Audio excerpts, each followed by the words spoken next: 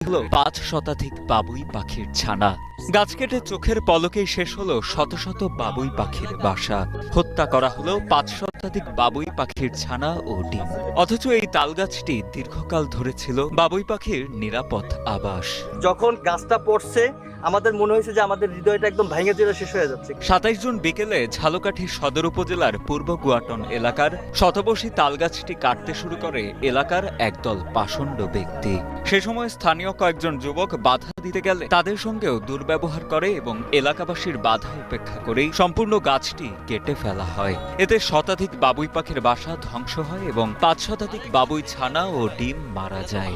ঘটনাটির তীব্র নিন্দা জানিয়ে জড়িতদের দৃষ্টান্তমূলক শাস্তির দাবি জানান এলাকাবাসী। তারা গাছটি কেটে ফেলে এবং প্রচুর পরিমাণে পাখি আপনারা তো দেখতে পাচ্ছেন মারা গেছে এবং বাচ্চা পাখি বুড়ো পাখি আমরা রাত্রে কিছু পাখি ওখান দিয়ে আমরা আনছি বাসা, তখন জীবিত পাইছি তাদেরকে আমরা ছেড়ে দিচ্ছি। জানা যায় উপজেলার গুয়াটন গ্রামের মোবারক আলী ফকিরের মালিকানাধীন জমির পাশে সরকারি সড়কের এই তালগাছটি দীর্ঘকাল ধরে ছিল বাবুই পাখিদের নিরাপদ আবাস।